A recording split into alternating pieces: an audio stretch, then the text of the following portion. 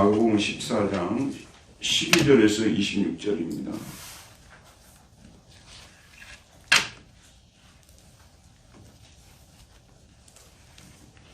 마가복음 14장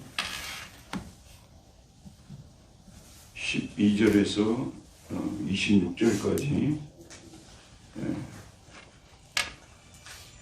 자, 12절에서 26절까지 남자 성도님들이 12절, 여자 성도님들이 13절 이렇게 읽도록 하겠습니다.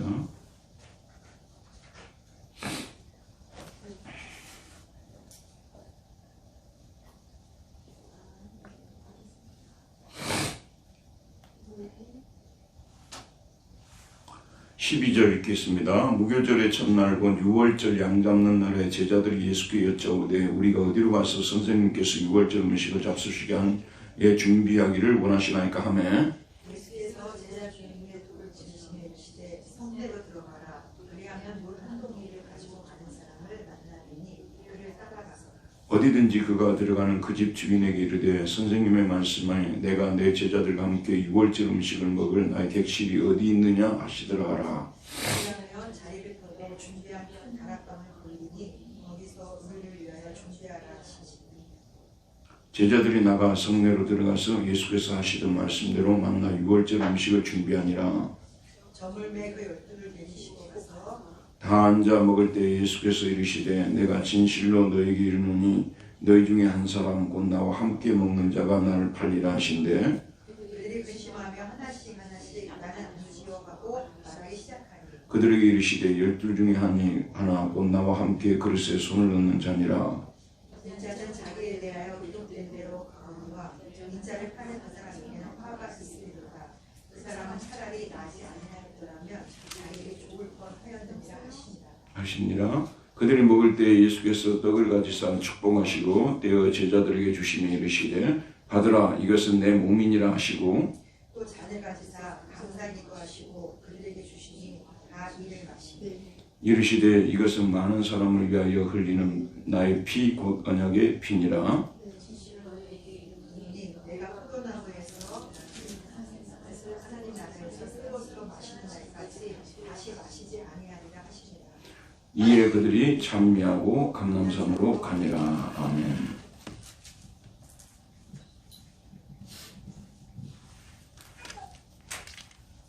자, 오늘 제목은 유월절을 지키신 예수님이라는 제목입니다. 제가 누차 말씀드리지만 예수님의 그 사역의 절정은 무슨 사역이라고요? 예수님의 사역의 절정은 십자가 사역이죠. 예수님께서 이 땅에 오신 목적은 십자가를 지시기 위해서 오신 거거든요. 왜냐하면 십자가를 지셔야만이 우리 죄가 사함을 받을 수 있어요. 그래서 이 십자가 사역이 예수님의 사역의 중심이고 또 절정이고, 그래서 이 십자가 사역을 앞두고 예수님께서 유월절 그 만찬을 지금 하시는 그 장면을 보여주고 있죠. 여러분, 예수님께서는 유월절 예식을 치르면서 자신이 유월절 어린 양으로서 십자가를 지심을 분명히 알려주시는 것이죠. 유월절 어린 양. 유월절 어린 양 하면 어디가 생각납니까? 유월절 어린 양 하면 어디가 생각나죠? 예, 출애굽이 생각나죠. 출애굽. 그러니까 유월절은 언제 제정됐습니까? 이스라엘 백성들이 출애굽하기 직전에 유월절 예식을 제정하셨잖아요. 그리고 그 유월절 양을 잡아가지고 그 피를 모든 문설주에다가 바르라고 하지 않습니까? 그러면 그 피를 보고 심판의 사자가 넘어갈 것이라고 말했죠. 그래서 유월절이라는 뜻이 뭡니까? 넘어간다는 뜻이죠. 영어로는 패스 오버라는 거예요. 패스하는 거예요. 패스 오버. 이거 유월절이고, 우리 이제 한문으로 해가지고 이것이 이제 넘어갈 월자고 넘어갈 율자죠. 넘어가는 그 절기다. 유월절 이렇게 했습니다. 유월절이 있고 출애굽이 시작된 거죠. 유월절이 있고 출애굽이 시작이 된 거예요. 유월절이 없었다면 출애굽도 시작되지 않았다고 볼 수 있는 거죠. 그처럼 출애굽에 있어서 시작에 있어서 그 먼저 와야 될 단계가 바로 유월절인데 이제 예수님이 바로 이 십자가가 이 죄와 이 이별을 선고하는 죄로부터의 출애굽이라고 말할 수가 있지 않겠어요? 죄로부터의 출애굽인데 이 죄로부터의 출애굽을 앞두고 유월절 예식을 행하는 것을 볼 수가 있습니다. 자, 그러면 1번 한번 보도록 할게요. 1번, 제자들은 유월절을 앞두고 무엇을 염려하고 있습니까? 12절 보면 12절 한번 읽어볼까요? 무교절의 첫날 곧 유월절 양 잡는 날에 제자들이 예수께 여짜오되 우리가 어디로 가서 선생님께서 유월절 음식을 잡수시게 준비하기를 원하시나이까 하매. 제자들이 준비하는 게 지금 염려하는 게 뭐죠?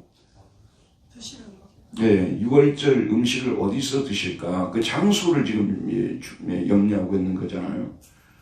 적어도 이제 예수님과 함께 제자들이 이렇게 모여서 이렇게 유월절 음식을 먹으려면 좀 어느 정도 좀 규모가 있는 그런 그 방 있잖아요. 거실이라든지 이런 데가 필요했지 않겠습니까? 그런 데를 어디서 가서 찾을 수 있을까? 그에 대해서 염려를 하고 있었다는 것입니다. 사실 여러분 한번 생각해 보세요. 지금 예수님께서 그 유월절을 앞두고 있으니까 제자들이 그 유월절 그 예식을 앞두고 예수님의 그 고난과 죽음이 이제는 앞으로 다가왔구나. 지금 여기에 대해서 그래서 정말 예수님의 그 죽음을 생각했더라면 안 죽게 하기 위해서 지금 유월절 방어될 문제, 이게 문제가 아니라 십자가에 못 박혀 죽으실 유월절 어린 양으로 죽으실 예수님에 대해서 더 많이 염려하고 그랬어야 됐겠죠. 근데 이 사람들은 지금 이제 아직까지도 이 제자들은 3년 동안 예수님을 따라다녔지만 사실 아직도 이 사람들은 그 예수님의 그 십자가를 지시러 오신 예수님에 대해서 메시아가 십자가에 못 박혀 돌아가셔야 된다는 이 사실을 받아들이지 못하고 있어요. 예수님께서 몇 차례나 말씀하셨거든요. 내가 죽고 3일 만에 살아날 것이라고, 예루살렘에 들어가 많은 능욕을 받고 죽임을 당하고 3일 만에 살아날 것이라고 누차 예수님께서 말씀하셨거든요. 그리고 여러분 구약도 보게 되면 이사야라든지 시편을 보게 되면 메시아가 먼저 고난을 당하시고 다시 살아나실 것에 대한 예언의 말씀들이 있기 때문에 구약을 똑바로 알았더라도 또 예수님의 말씀을 경청했더라도 이 사람들은 예수님의 그 죽음이 다가왔다는 것을 알게 되고 어떻게 하면 우리 죽음을 앞둔 예수님을 좀 더 편안하게 될까, 여기에 대해서 신경을 더 많이 쓸 수 있었을 텐데 아직도 이 제자들의 그 영적인 눈이 열려 있지 못하고 있다는 거죠. 사실 여러분 오늘날도 마찬가지입니다. 2000년 기독교 역사도 마찬가지고 오늘날도 마찬가지고 항상 모두 교회 다니는 분들이 예수님이 그 누구신지에 대해서 다 알고 따라가는 건 아니에요. 예를 들어서 콘스탄틴 대제가 여러분 아시는 대로 313년에 밀라노 칙령을 발표하고 그 다음에 325년에 기독교를 공적인 종교로 퍼블릭 릴리전으로 선포를 했거든요. 그러니까 그전에는 노마의 그 종교 정책은 여러분이 아시다시피 노마의 종교 정책은 모든 종교를 용인하는 그런 정책이거든요.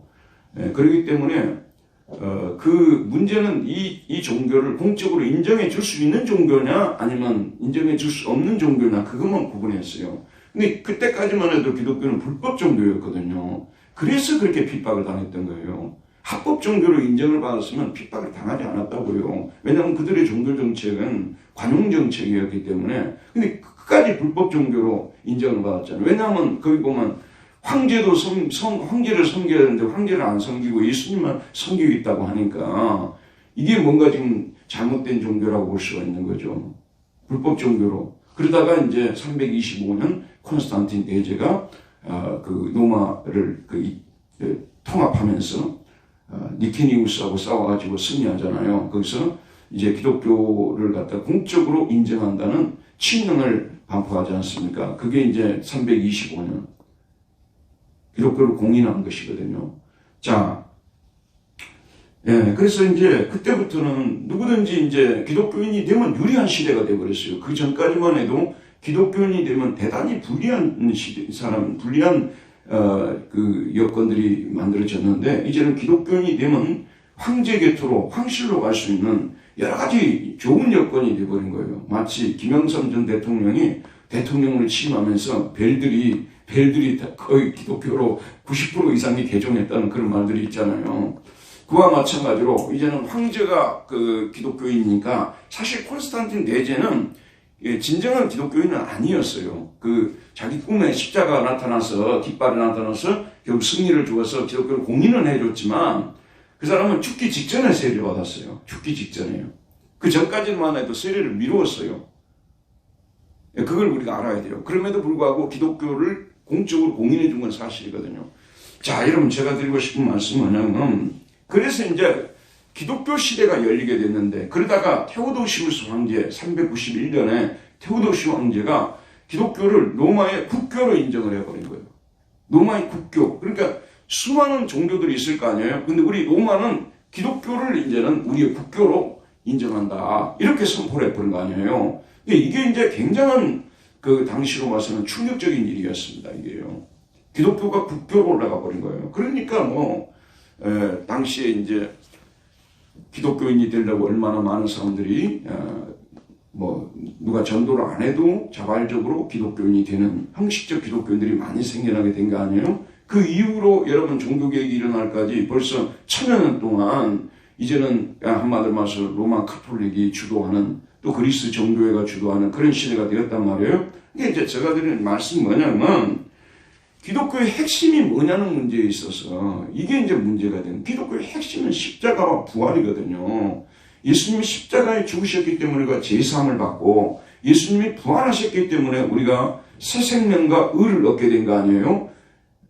근데 이걸 갖다가 기독교 신앙의 핵심으로 둬야 되는데, 항상 기독교 신앙의 핵심이 이걸 기독교가 잊어버리고 살 때가 많아요. 그래서 예수 믿고 제사함 받는 이것이 기독교 신앙의 센터에 서 있어야 되는데, 이것이 언저리로 가버리든지, 이것이 그냥 초보적인 것으로 가버리든지, 그게 아니에요. 십자가는 죽을 때까지 우리 신앙의 센터에 놓여 있어야 돼요. 그러니까 우리는 내가 매일 십자가 앞에 더 가까이, 왜냐하면 우리가 매일매일 죄를 짓고 살기 때문에, 십자가 외에는 죄 용서받을 길이 없기 때문에 매일매일 우리는 십자가 앞에 나아가서 우리의 죄를 자복하고 용서받는, 이것이 항상 센터가 돼야 되거든요. 그렇죠, 여러분? 그리고 여러분 아침에 일어나면 뭐부터 해요? 운동하시는 분도 계시고, 세수. 확실히 제가 무슨 말씀을 하려고 하는지를 간파하셨네요. 우리가 먼저 깨끗이 씻지 않습니까? 우리가 매일매일 우리는 죄를 씻는 데서부터 시작해야 돼요. 우리는 또 자기도 모르게 하루 동안 살면서 죄에 오염되기 때문에 죄를 씻어내고, 거기서부터 우리는 출발하는 거죠. 그리고 하나님의 백성으로서 새로운 생명 가운데 행하고 새 삶을 삶을 통해서 하나님께 영광을 돌리는 일로 나가야 되거든요. 그래서 이 6월절 이것이 바로 우리 기독교 신앙의 핵심에 서 있다는 것을 우리는 봐야 된다는 말씀입니다. 자, 그 다음에 이제 2번을 한번 보도록 합시다. 2번입니다. 시작. 예수님께서 제자들을 어디로 보내십니까? 거기서 누구를 만날 것이라고 말씀하십니까? 그를 만났을 때 어떻게 하라고 말씀하십니까? 그가 들어가는 그 집 주인에게 뭐라고 말하라고 말씀하십니까? 그리하면 그 집 주인이 무엇을 보일 것이라고 말씀하시죠? 자, 13절부터 15절입니다. 13절부터 15절. 자, 임성현 집사님 늦게 오셨으니까 한번 읽어보세요. 예수께서 제자 중에 둘을 보내시며 이르시되 성내로 들어가라. 그리하면 물 한 동이를 가지고 가는 사람을 만나리니 그를 따라가서 어디든지 그가 들어가는 그 집 주인에게 이르되 선생님의 말씀이 내가 내 제자들과 함께 유월절 음식을 먹을 나의 객실이 어디 있느냐 하시더라 하라. 그리하며 자리를 두고 준비한 큰 다락방을 빌리니 거기서 우리를 위하여 준비하라. 자, 하나씩 우리가 문제를 풀어봅시다. 예수님께서 제자 중에 둘을 보내셨죠? 어디로 들어가라고 했죠? 성내로 들어가라. 성내가 이게 이 그리스어는 폴리스예요, 폴리스. 여러분 폴리스라는 말 알죠? 거기서 폴리스, 여기서 이제 폴리틱이라는 말도 여기서 나오고, 폴리스 마을이죠, 마을. 그리하면 거기서 뭐죠? 물 한 동이를 짊어지고 가는 사람을 만날 것이다 그랬어요.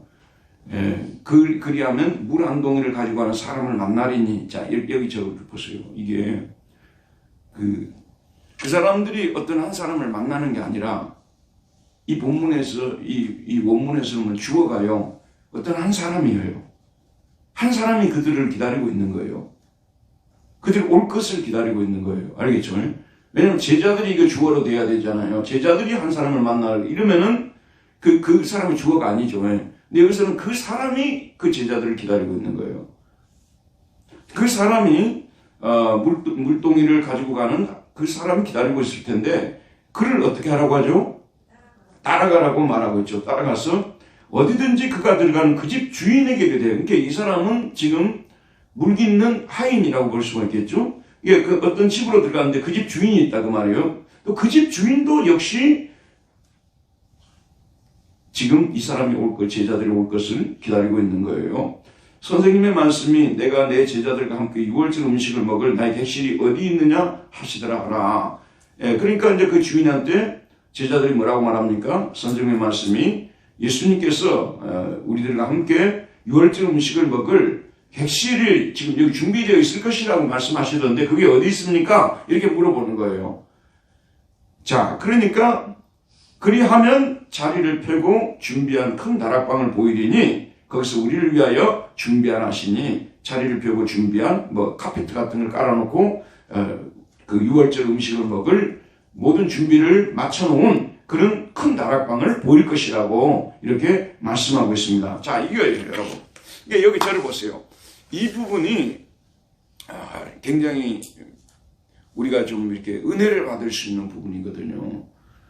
자, 여기 보세요. 이 지금 이제 그 하인부터 시작해서 그 주인이 예수님께서 그 제자들을 유월절 방을 준비하도록 하기 위해서 보내실 것을 아시고 미리 준비를 해놨다고 말이에요. 미리 준비를 해놨다. 근데 여기서 이제 문제가 두 가지예요.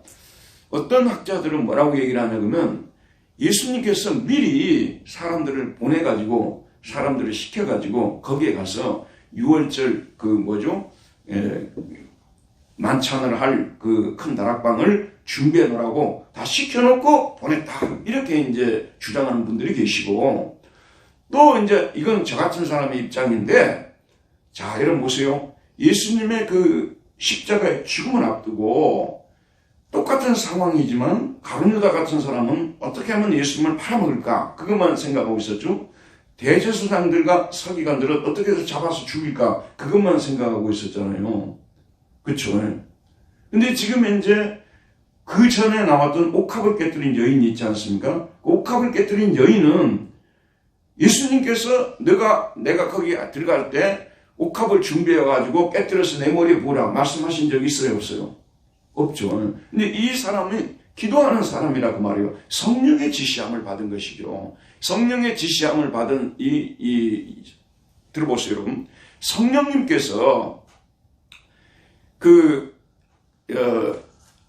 성령님께서 예수님께서 그 구약에도 성령님이 활동하고 계셨죠.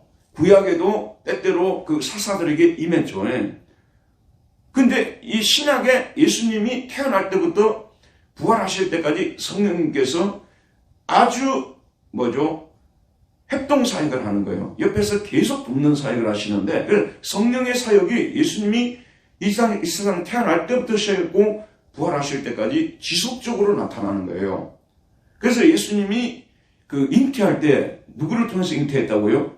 성령을 통해서 잉태하셨잖아요. 성령을 통해서. 그 다음에 세례를 받을 때 또 누가 임했어요? 성부와 성자와 성령이 비둘기같이 임했다고 말씀하고 있죠. 그리고 예수님의 사역을 계속 누가 돕습니까? 성령이 도우시는 거예요. 계속 도우시는데 이제 십자가 사역이 예수님의 사역의 하이라이트 아닙니까? 여기서도 역시 성령님께서 성령이 도우시다는 말씀 나오지 않지만 옥합을 깨뜨린 마리아 속의 역사에서 내가 주님의 죽으심을 기념하기 위해서 내가 지금 시집갈 때 가지고 가려고 준비해놓은 옥합을 깨뜨려서 예수님의 머리에 부어라.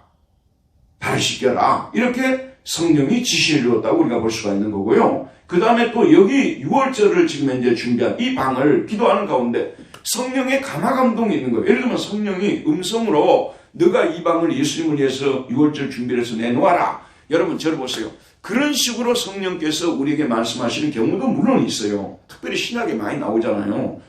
오순절 성령 강림 이후에도 많이 나오고. 그런데 저는 어떻게 이 말씀을 풀고 싶냐 그러면요. 기도하는 가운데서 예수님의 십자가의 죽음이 가까웠다는 것이 자꾸 자기에게 와닿는 거예요. 감동이 되는 거예요. 그러면 예수님이 6월절 만찬을 이렇게 가지셔야 될 그런 방이 필요한데 자기 방을 보면서 이 방을 내가 드려야 되지 않겠느냐, 이 방을 드려야 되지 않겠느냐 이런 생각을 계속 지속적으로 하게 되는. 여러분도 어떤 기도를 하는 가운데서 주님을 위해서 헌신하고자 하는 마음이 어떤 분야에서 뭐 물질을 드린다든지 또는 뭐 시간을 드린다든지 여러 분야에 있어서 내 마음속에 자꾸 감동이 오는 거예요. 자꾸 이렇게 감동이 오지 않습니까? 근데 그게 바로 성령의 역사예요. 성령이 우리에게 나타나서 너 이렇게 해라 저렇게 하라 그렇게 하시는 경우는 극히 드물거든요. 정말 그래요. 저도 이제 이렇게 어쩌다 제가 이제 페이스북도 하고 하다 보니까 많은 선교사님들을 알게 된 거예요. 그리고 뭐 농촌에서 목회하는 분들 또 뭐 목사들로서 병이 들어서 고통을 겪고 있는 분들 뭐 이런 분들을 대하게 되면 그냥 어떤 때는 그냥 넘어가요. 아니 제가 뭐 뭔데 뭐 돈이 얼마나 있다고 제가 뭐 그런데 또 다 신경 쓰고 그럽니까? 어떤 때는 넘어가요. 그냥 그런 일이 있었구나 하는데 어떤 경우는 성령님께서 굉장히 강하게 역사를 하는 거예요. 기도할 때마다 떠오르게 하고.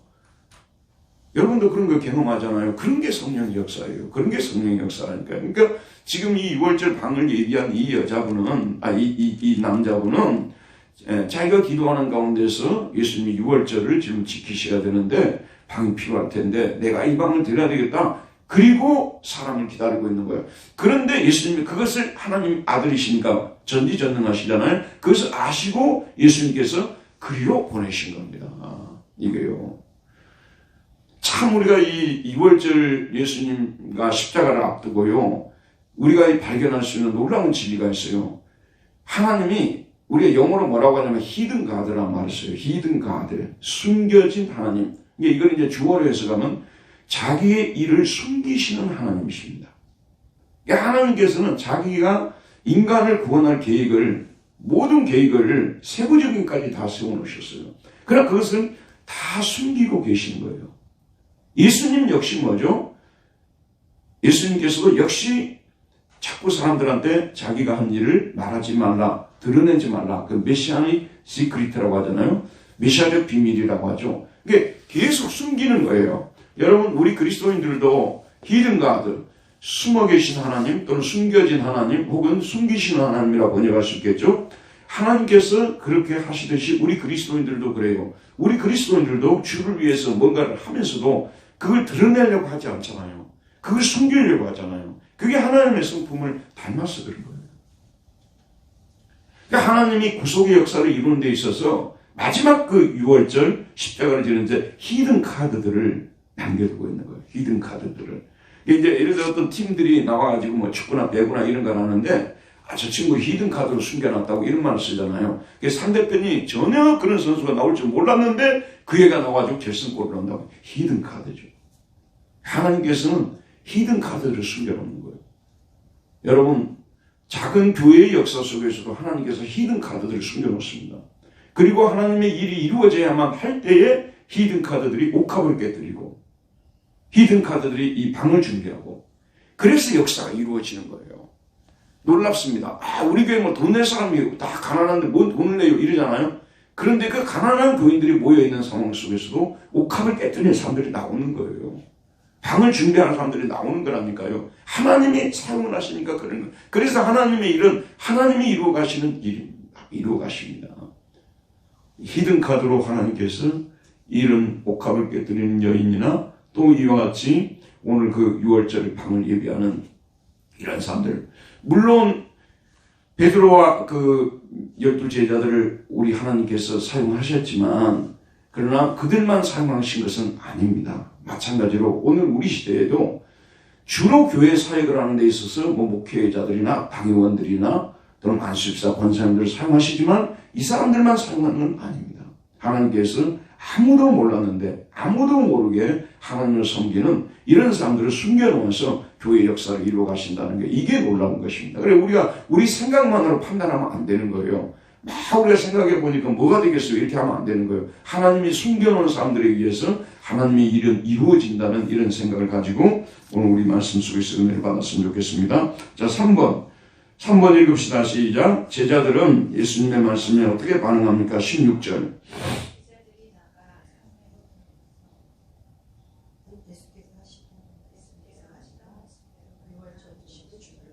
예, 제자들이 나가서 어디로 들어갔습니까? 그 도시로 들어갔죠. 예수께서 하시던 말씀대로 만나서 어떻게 했다고요? 6월절 음식을 준비했다. 누가 준비한 거예요? 제자하고 집주인하고 했나요? 아, 여기 보게 되면은 제자들이 지금 현재는 여기서는 주어가 돼 있어요. 이게 우리가 생각할 때는 집주인이 방을 깨끗하게 치우는 정도로 된 것 같고요. 그 다음에 식탁을 만들고 이런 것들은 제자들이 한 것 같아요. 제가 여기서 이제 받은 바 은혜는 무엇이냐 그러면 제자들이 사실은 6월절을 앞두고 또는 십자가를 앞두고 긍정적인 면에서 한 일이 별로 없었잖아요. 주로 부정적인 면에서 한 일이 많잖아요. 예수님 버리고 도망가고 또 뭐 그 계집종 앞에서 3번이나 부인하고 이런 일들을 했잖아요. 근데 여기는 좀 긍정적인 일을 해요. 예수님의 6월절을 제자들이 그 음식을 차렸다는 말씀이죠. 저는 어떻게 보냐면요. 이걸 우리 예수님께서 제자들에게 이렇게 행동하게 하는 복을 허락하셨다고 말씀하셨어요. 뭐가 복이에요? 안 하는 게 복이에요? 하는 게 복이에요? 주를 위해서 하는 게 복이에요? 안 하는 게 복이에요? 하는 게 복이죠. 그래서 우리가 정말 주님을 기쁘시게 하는 일에는 나가서 열심히 봉사하고 그런 게 복이지 안 하는 게 복이 아니라는 겁니다. 제자들도 복받을 일을 우리 주님께서 여기 중요한 6월절 어린 양으로서 자신을 드리는 이 지금 그 가장 중요한 사역에 제자들을 축복하고 동참시키셨다는 것이 하나님의 은혜입니다. 여러분 잠깐 저를 보세요. 하나님께서는요 우리가 너무 잘 알지만 우리 없이도 하나님의 일을 이룰 수 있어요. 사실은 우리 인간 한 사람 없이도 전능하신 하나님이시기 때문에 다 이룰 수가 있죠. 그런데 우리 하나님께서 주의 역사를 이루어가는 데 있어서 우리를 협력자로 협동하는 사람들로 우리를 부르시잖아요. 그래서 투게더로 사역하게 하시잖아요. 이게 은혜입니다. 그래서 또 우리가 물론 하나님께서 이 목회자들을 또는 교회 앞에서 일하는 사람들을 많이 사용하시지는 사실이지만 하지만 그 사람들이 없다고 해서 하나님의 일은 이루어지지 않느냐? 그건 아니라는 겁니다. 하나님께서는 또 이렇게 여러 가지 방법들을 통해서 주의 일을 이루어 가신다는 것. 문제는 참여하지 못하는 그것이 아픔이에요. 슬픔이에요. 주의 일에 적극 참여하게 된다는 것으로 인해서 우리 감사해야 돼요. 또 우리가 참여하고 싶어도 참여 못할 날이 와요. 그런 걸 생각하면 참 안타깝죠. 근데 60이 넘지 않으신 분들은 아직까지는 그런 그게 좀 덜 와닿을 텐데 60이 넘는 사람들은 사실 죽음의 문제가 좀 더 가깝게 다가오거든요. 언제까지 우리가 하나님의 일에 동참할 수 있을지 몰라요. 언제 어떻게 될지 몰라요.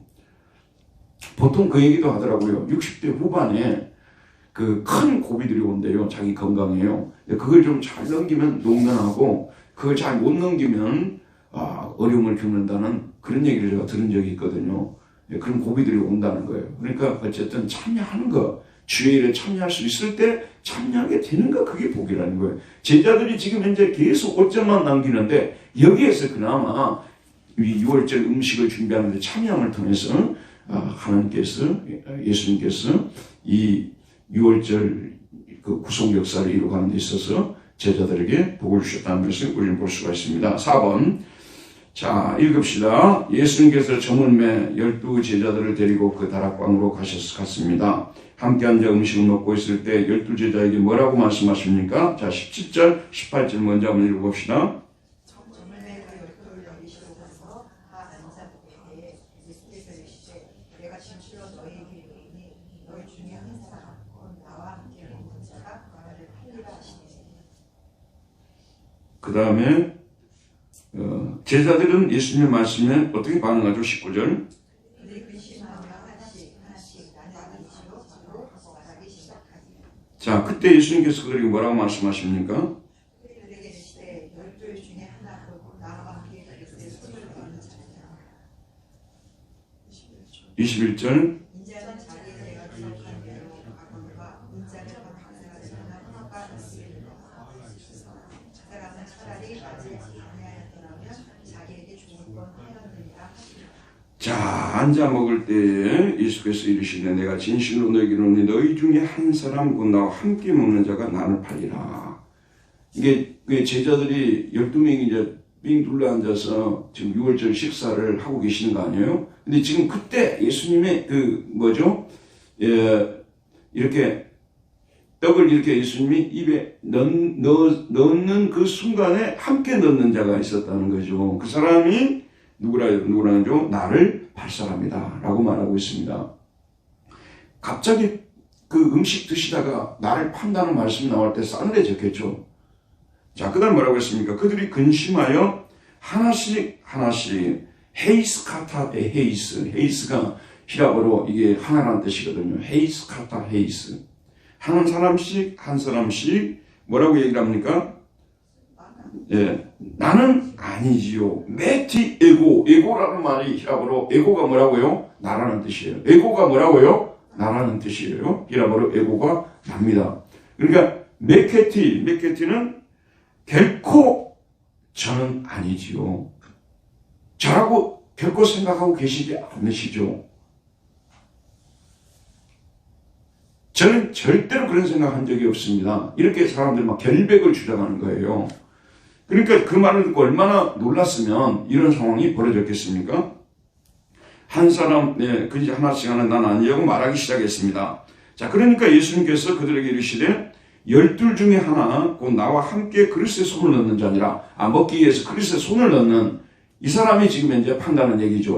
그리고 이제 딱 그 12이 딱 바뀌었죠. 근데 자, 잠깐 보십시오. 제가 볼 때는 예수님 이렇게 말씀하셔도 제자들이 지금 뭐 파니 안 파니 갑자기 이런 얘기가 나오고 예수님은 파니 안 파니 지금 이런 얘기가 나오는 상황 자체를 이해를 못하기 때문에 지금 이 말도 건성으로 들었을 거예요. 손을 여기다 넣는다고 이 그릇에 넣는다고 나를 팔자라고 해서 그때도 못 알아들었죠. 왜 예수님 죽는다는 생각을 전혀 못하고 있지 않습니까? 이 사람들. 지금 여러분 뒤에 가서 말씀드리겠습니다. 예수님은 지금 제자들은 지금 6월절을 맞이해서 예수님 어떻게 될 거라고 생각해요? 이스라엘의 그 출애굽 그 절기를 맞이해서 최대의 명절에서 영웅으로 데뷔할 것이라 메시아 취임을 할 거라고 생각하고 있잖아요. 그러니까 이런 말이 들리겠어요? 하나도 안 들리는 거죠. 이해가죠. 여기 그러니까 지금 나를 파니 어쩌니 이런 말 나왔을 때 전혀 받아들이지 않았을 것이고 그릇에 손을 넣은 자가 나를 판다고 해서 다들 그냥 대충 넘어갔으리라고 저는 생각하거든요. 분위기상 흘러가는 흐름상 그랬을 거라고 저는 생각이 들거든요. 자, 그 다음에 인자는 자기에 대하여 기록된 대로 가거니와 인자는 자기에 대해 기록된 대로 가거니와 이 기록된다 참 이 기록되었으되 여러분 많이 나오죠. 기록되었으되 예수님이 이 땅에 오셨으되요 구약의 그 예언의 성취에 대해서는 굉장히 신경을 많이 씁니다. 예수님이 어떤 일을 하고 나서 기록되었으되 구약의 말씀을 딱 갖다 대시고 또 어떤 일을 하시고 나서 기록되었으되 구약의 이런 말씀을 이루게 하기 위함이다. 이런 말씀을 이루게 하기 위함이다. 다 이거. 그러니까 구약에 예를 들면 시편 22편 또 여러분 이사야 53장 이런 데 보게 되면 예수님이 어떻게 된다고요? 그 죄인들의 손에 내준 받으시고 고난을 당하시고 죽으시고 그 다음에 시편 22편 같은 경우는 좀 더 자세히 나오고 시편 53편에도 나오고 그러잖아요. 메시아 시편에서. 거기에 보면은 내가 자기 백성들의 죄를 구원하기 위해서 고난당하시고 죽는다는 말씀이 나와서 나는 죽는 건 당연하다 그 말이에요. 아시겠죠 여러분? 나는 축복된 죽음이에요. 하나님의 뜻을 성취하는 죽음이에요. 의미 있는 죽음이에요. 그런데 지금 이제 나를 파는 이 사람은 어떤 사람이냐? 그 사람에게는 뭐가 있다고요? 인자를 파는 그 사람에게는 뭐가 있다고요? 화가 있으리로다. 그러면서 그 사람은 차라리 나지 아니하였더라면 자기에게 좋을 뻔하였느니라 말하고 있습니다. 우리가 살아가면서요 차라리 나지 않을 뻔 아니하였더라면 자기에게 좋을 뻔한 사람들이 한두 명이 아니죠. 우리나라에 사기꾼들이 그렇게 많다더라고요. 사기치는 사람들이 너무 많대요. 지난번 이제 남현이 전 청조 이 사건으로 인해서 사기 범죄가 많다는 얘기는 들었지만 통계적으로 요즘 막 내더라고. 사기 범죄가 몇 건이고 막 이렇게 하는데 오늘 아침 새벽 기도에서도 제가 말씀드렸는데 사기를 치는 사람 물론 태어나지 말아야 될 사람들인데 사실 사기를 당하는 사람도 어느 정도는 문제가 있어요. 좀 말하자면은 성실하게 노력하지 않아도 훨씬 더 많은 것을 손에 쥐어주겠다는 그 말에 넘어가는 사람도 약간 사기성이 있잖아요. 사기를 치는 사람만 나쁘다고 볼 수가 없어요. 사기를 당하는 사람도 어느 정도는 물론 아주 순진하게 아주 순수한 사람들을 당할 수도 있겠죠. 그러나 사기를 당하는 사람들도 한순간에 뭔가를 이루려고 하고 적게 투자하고 많은 것을 거두려고 하고 그런 경우들을 있을 수 있다고 말이에요. 야탐역을 가는데 예전에 한 1년 됐나? 어떤 아주머니들이 서가지고 주면서 나보고 꼭 좀 따라오라는 거예요. 그래갖고 이제 따라가 봤더니 그 2층에 사무실을 마련하고 저쪽 어디에서 집을 분양을 하는데 그 집을 이렇게 싸게 살 수 있느니 어쩌니 막 이제 설명을 하기 시작하더라고요.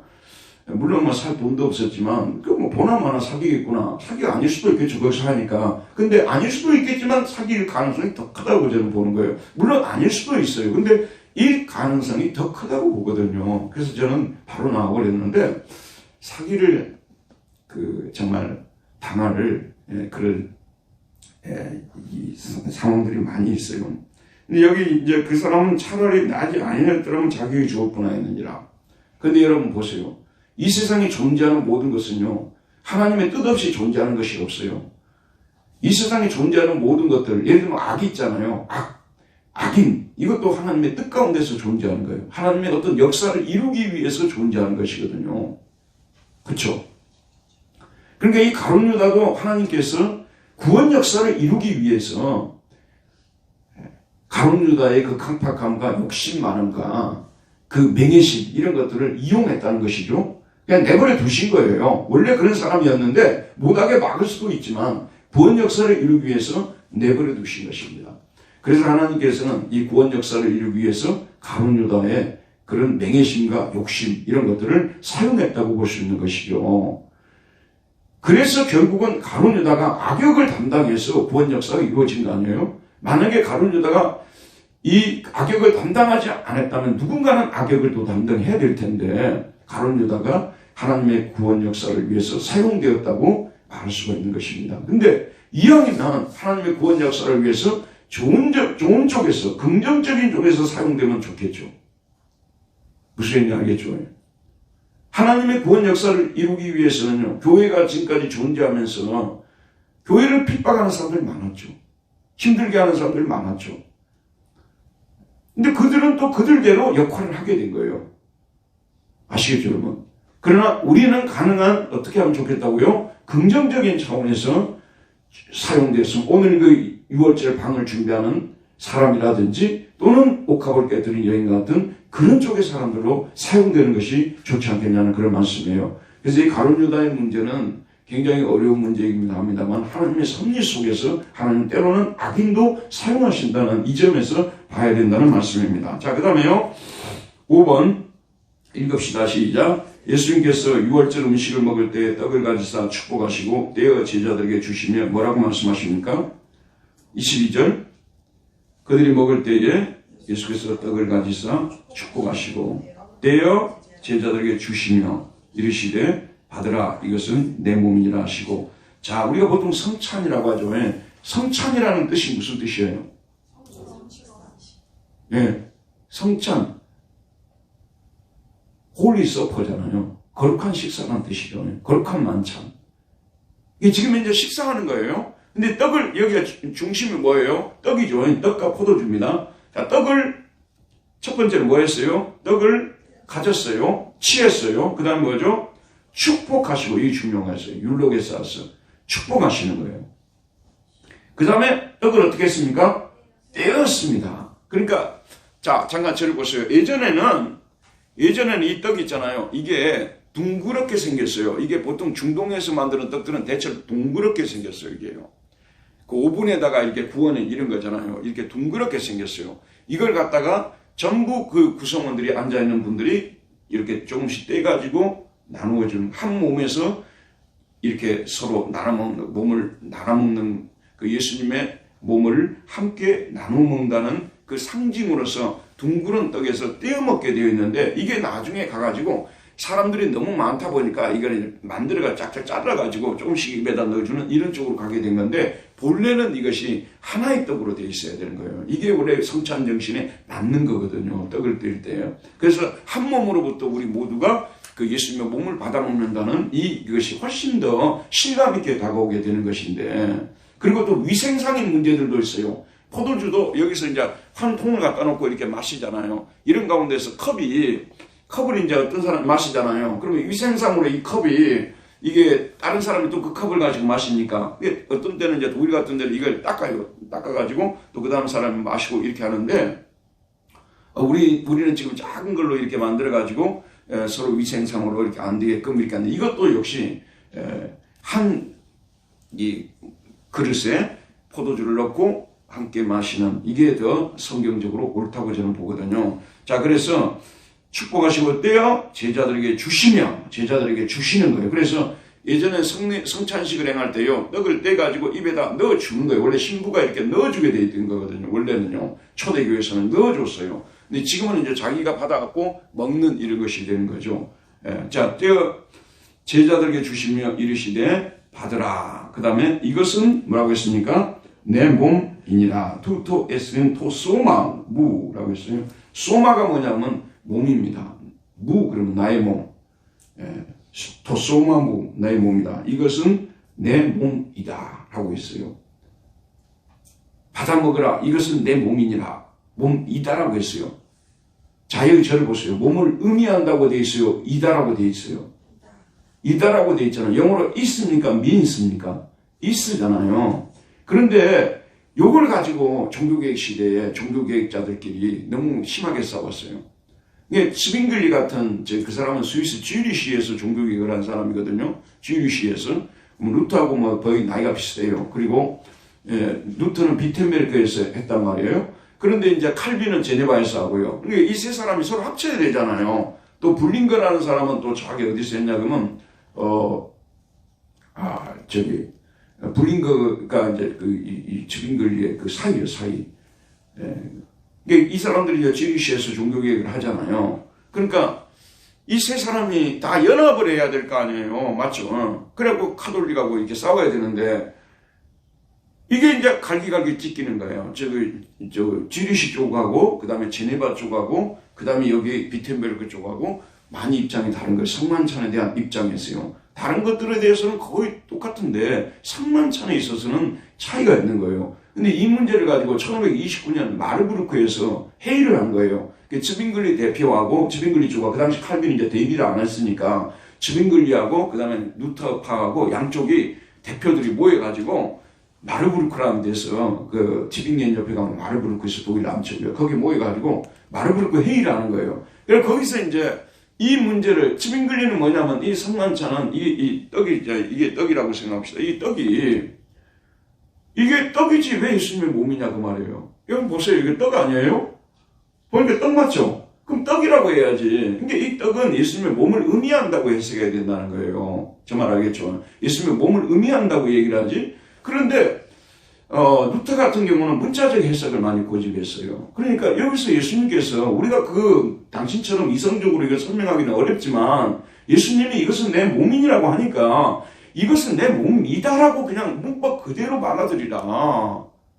그러면 여기에 무슨 의미가 있냐면요, 우리가 이제 예수님 몸이다라고 하면은 진짜 우리가 몸을 먹고 마시게 되는 거예요. 이해가죠?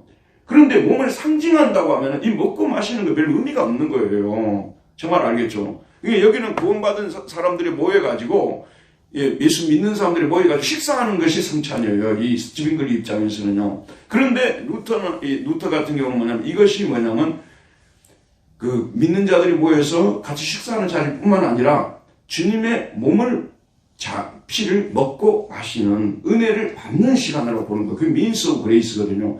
은혜의 수단으로 보는 거예요, 이걸요. 그러니까 성찬에 임하는 자세가 굉장히 다르겠죠. 만약에 기념만 한다면 꼭 성찬식을 해야 기념을 하냐 그 말이에요. 이해가죠? 기념만 한다면, 그러나 이 떡과 잔을 먹는 가운데 성령의 역사로 우리에게 하나님의 은혜가 주어진다면 그 칼빈의 입장이거든요. 루터나 칼빈은 비슷해요. 그런 입장으로 우리가 받아들인다면 이 성찬식은 말씀을 통해서 받는 은혜, 또 성찬을 통해서 받는 은혜니까 이것은 훨씬 더 이 성찬식이 중요해지는 거죠. 그래서 루터교는요, 모든 예배에 다 성찬식이 있는 거 아니지만 일주일에 한 번 정도는 성찬식을 꼭 합니다. 제일 큰 예배 때요. 우리 식으로 말하자면 주일 예배죠. 말씀 선포가 끝나면 바로 성찬으로 이어져요. 이거는 귀로 듣는 은혜고, 이건 뭐죠? 입으로 먹는 은혜죠. 그래서 은혜를 강화시키는 수단이에요. 이해가죠? 이런 식으로 되어지는데, 즈빙글리는 이걸 갖다가 상징으로 처리해본다면, 이게 어떻게 들어보세요, 여러분. 이게 어떻게 예수님의 몸이냐, 떡 아니냐고. 이게 너무 이성주의로 가버린 거예요. 합리주의로 가는 거예요. 거기에 대해서 강하게 비판한 거예요, 루터가요. 그래가지고, 이거 보세요. 이게 여러분, 뭐예요, 이게? T라고 딱, 제 지빙글리 파네요. 지빙글리가 그랬다면, 이거 T지. 이게 어떻게, 예수님의 피라고 말할 수 있냐고. 그러니까 여기서는 문법에는 뭐라고 나왔죠? 이것은 내 몸, 이것은 내 피라고 있으로 분명히 나왔으니까, 우리가 이해하기 어려워도, 우리는 이 말씀을 그대로 믿는 신앙을 가져야 된다. 그래서 어떤 사람이 성찬에 가장 잘 임하는 사람이냐 그러면요, 복잡하게 생각하지 말고 이것은 내 몸이다고 하니까 예수님의 몸이고 피라고 생각하고 먹고 마시는 사람이 그 사람이 성찬에 가장 훌륭하게 임하는 사람이에요. 우리가 신학 공부를 한다고 해서 너무 신학을 복잡하게 만들어 놓으면요, 성경 자체가 날아가 버립니다. 그렇지 않아요. 그렇기 때문에 저는 문법적 해석이 옳다고 저는 보는 입장이고요. 성경에 있으라고 하면 우리가 그걸 다 이해를 못한다 하더라도 우리는 그것을 예수님의 몸이고 피라고 믿고 먹고 마시는 것이 올바른 자세다라고 생각하고 있습니다. 어쨌든 여기 보면 이것은 내 몸이라고 말하고 있어요. 그 다음에 뭐라고 말하고 있습니까? 또 그 다음에 뭐죠? 그 다음에 또 잔을 가지사 감사기도 하시고 그들에게 주시니 다 이를 마시며 이르시되 이것은 뭐라고 했어요? 많은 사람을 위하여 흘리는 나의 피 곧 언약의 피니라. 근데 여기 보면 두 가지가 중요해요. 자, 전에 제가 에스겔 에레미야서 설교를 통해서 새 언약에 대해서 말씀드렸죠. 그거는 새 언약이라는 것은 무엇이냐면 옛 언약하고 다르죠. 옛 언약은 하는 거 봐가지고 복도 주고 저주도 내리고 그거 옛 언약 아니에요. 하는 것과 관계없이 하나님이 은혜로 그 사람을 구원해주고 성령을 그 사람에게 두어서 율법의 말씀을 실천하게끔 하고야 말게끔 만든다는 게 새 언약이죠. 계약서가 달라진 거예요. 계약 내용이 완전히 달라졌죠. 근데 거기에 대해서 예수님이 오셔서 이 언약을 성취한다는 것이 핵심이에요. 예수님이 오셔서 자기 피로서 이 언약에다가 뭐예요? 도장을 찍은 것이라는 거죠. 이제 새 언약이 예수님의 십자가의 죽으심을 통해서 피 흘리심을 통해서 성취되고 완성된 것이죠. 거기에 대한 확실한 이 계약서가 이제는 확실하다는 것을 도장 찍는 것이 바로 이게 바로 예수님의 지금 현재 6월절 만찬의 의미 아니에요. 피 흘림의 의미 아니겠습니까? 맞죠? 그 다음에 그런데 이거 누구를 위해서 흘리는 피라는 거예요? 이거 뭐라고 했어요? 모든 사람을 위해라고 되어 있어요. 폴론이라고 되어 있어요. 모든 사람을이라고 되어 있죠. 자, 여기서 모든 사람이라면 지구상에 태어난 모든 사람을 말할까요? 무슨 뜻일까요?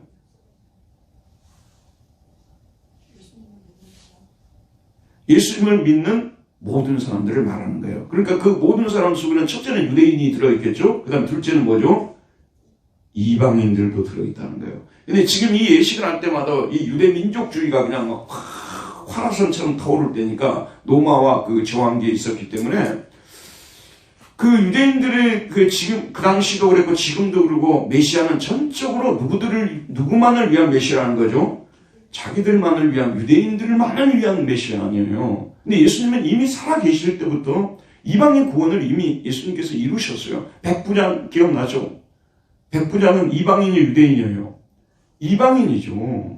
근데 이방인들이 이미 구원을 받는다는 예수님이 알려주셨고 너희들이 기다리는 메시아는 유대인만 아니라 이방인들까지도 그를 믿는 자를 구원하는 메시아라는 것을 수도 없이 말씀해 주셨잖아요. 그래서 오늘 마지막 6월절 할 때도 모든 사람을 위하라는 이 말씀을 붙이는 거예요. 그러니까 유대인만 위하여 죽는 것이 아니라 모든 사람을 위해서 죽는 것이라는 것을 확실하게 이야기해 주는 거예요. 이 모든 사람을 위해서 죽는 거니까 우리가 선교도 하는 거 아니에요.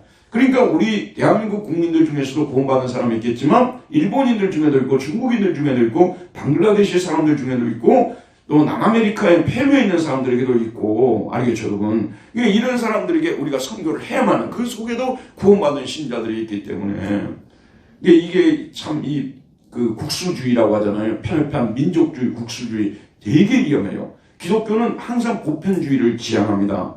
그래서 국수주의적으로 나가면 완전히 망하는 거예요. 대표적으로 여러분, 유대인들 다음에 누가 그 짓을 했냐 그러면 히틀러 당시에서 독일이 그랬잖아요. 독일인들과 유대인들은 참 재밌는 사람들이에요. 독일인들이 유대인 선민의식을 그대로 가져왔잖아요. 그리고 막 학자들이 독일인들이 이 마지막 시대에 선택받은 사람들이고 이 독일인들이 선포하는 이 기독교가 가장 고등의 기독교라고 말하고 이 기독교 그들이 해석한 기독교로 모든 민족이 뭐죠? 따라와야만이 이 세계의 진정한 하늘나라가 이루어진다. 이렇게 선포를 했단 말이에요. 그걸 이제 정치적으로 이용한 사람이 누굽니까? 히틀러 아니에요. 그렇죠. 근데 여러분 참 역사가 아이러니하다고 그러잖아요. 역사가 아이러니해요. 그렇게 유대인들이 독일인들이 또 유대인들을 많이 죽였잖아요. 이제 600만을 죽였다고 알려져 있는데 정확하게 얼마인지는 사실 통계가 거의 불가능합니다. 600만을 죽였다고 알려져 있잖아요. 히틀러가. 그런데 재밌는 게 뭐냐면 유대인들이 그 위에 이스라엘을 건국하고 내가는 데서 독일인들은 배운 게 너무 많아요. 행정적인 거 이런 건 거의 독일식으로 만들어놨대요. 이게 이스라엘을 거의 독일식으로 건설하려고 했대요. 참 이게 재밌는 게. 재밌는 게. 여러분 제가 축구를 좀 좋아하잖아요. 그러면 정말 재밌는 게 뭔지 아세요? 어떤 선수가 제가 우리를 갖다가 우리 팀을 완전히 망가뜨리는 선수가 있어요. 그러면 여러분 어떻게 생각해야 되겠어요? 적어도 다른 선수는 사와도 그 선수는 절대 안 사와야 되겠죠. 그런데 축구 이적 시장을 보게 되면 자기를 망가뜨리는 사람을 꼭 사가지고 와요. 내가 옛날에 그거 보면서 재밌게 봤어요. 신기하죠. 우리를 완전히 망가뜨린 이런 선수를 예를 들면 독일에 가면 이제 바이에른 뮌헨이라는 팀이 있고 또 보루시아 도르트문트라는 팀이 있는데 이 두 팀이 항상 라이벌 관계예요. 근데 이제 예를 들면 제일 잘하는 애들이 도르트문트를 많이 사가지고 와요. 그럼 도르트문트가 뮌헨을 막 그렇게 말하자면 힘들게 하고 막 그런 선수들이 있단 말이에요. 골도 제일 많이 했고 그러면 그 다음 시즌에 가면 뮌헨에가 있어요.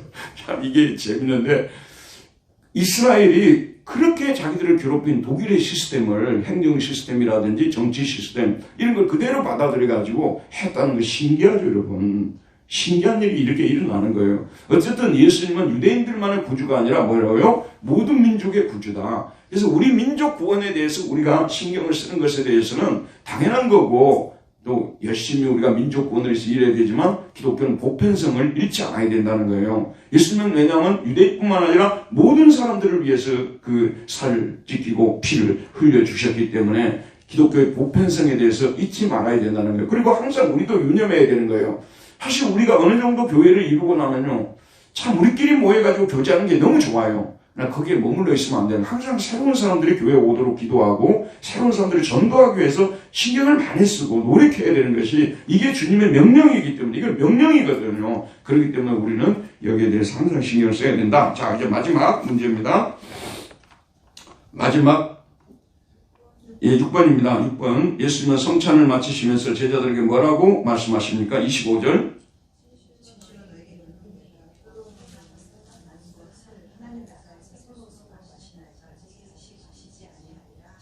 이걸 복잡하게 생각 없어요. 두 번 6월절은 없어요. 이 6월절로 끝이에요. 이제 하늘나라에 가면은 이제 말하는 어마어마한 만찬이 이루어지시겠죠. 그러나 이 땅 위에서 6월절 이 죽음, 이 만찬은 끝이에요. 한 번이면서 끝이에요, 이게요. 그걸 지금 예수님께서 말씀하시는 거예요. 다시 또 이런 같이 식사할 일은 없다. 왜냐하면 이제 내가 내일 모레 지금 잡혀가지고 고난당하고 그 다음 금요일날 십자가 못 박혀 죽고 토요일날 안식일에 되고 주일날 부활할 테니까 지금 이렇게 말씀하고 있는 것입니다. 마지막 6월절입니다. 그리고 최후의 만찬이고요. 이후의 만찬은 없어요. 그게 최후의 만찬이에요. 자, 그 다음에요. 마지막 7번. 6월절 만찬을 마친 후에 제자들은 어떻게 하며 감람산으로 갔습니까? 25절 이에 그들이 찬미하고 감람산으로 가니라. 사실 6월절의 의미를 알았다면 찬미하고 갈 일이 아니죠. 예수님 지금 죽으러 가는데요. 이게 제자들이 아직도 예수님이 십자가에 못 박혀 죽을 것을 꿈도 안 꾸고 있는 거예요. 생각도 안 하고 있는 거예요. 여러분, 저와 여러분도 정말 다시 한번 결론적으로 말씀드립니다만은 우리의 그 신앙의 핵심은 고난과 죽으심이라는 이 십자가에 못 박혀 죽으심이 우리 신앙의 센터에 서 있다는 것을 항상 생각하면서 고난당하신 주님을 위해서, 나를 구원하기 위해서 자신의 몸을 버리시고 피를 쏟으신 주님을 위해서 내가 무엇을 할 것인가, 항상 도전이 거기서부터 시작돼야 돼요. 다른 데서 도전이 아니라 십자가 때문에 도전을 받아야 되는 거예요. 나도 예수님을 위해서 십자가를 지는 삶을 살아야 되겠다. 항상 십자가에서부터 자기 인식이 시작되고 자기 또 결심이 시작돼야 되는 거예요. 그게 올바른 기독교입니다. 오늘 제자들은 아직도 십자가에 눈을 뜨지 못하고 있는데 나중에 부활하고 나서 그때서야 비로소 눈을 뜨잖아요. 저와 여러분도 십자가에 눈을 뜨는 그리스도인들이 되기를 바랍니다. 은혜로우신 하나님, 오늘도 생명의 말씀을 통해서 6월절에 참으로 아버지는 이 식사의 의미를 아직도 깨닫지 못하는 제자들 참으로 안타깝습니다. 6월절을 이용해서 예수님을 팔려고 하는 가룟 유다의 모습은 너무나도 참으로 안타깝습니다. 하나님, 이런 가운데서 6월절 예식을 준비하기 위해서 옥합을 깨뜨리고 또 방을 준비한 이런 숨어있는 사람들을 생각할 때 우리도 이런 사람들의 길을 걸어가야 되겠다고 결심을 해봅니다. 은혜를 다하여 주옵소서. 예수님 이름으로 기도했습니다. 아멘. 수고했습니다. 감사합니다.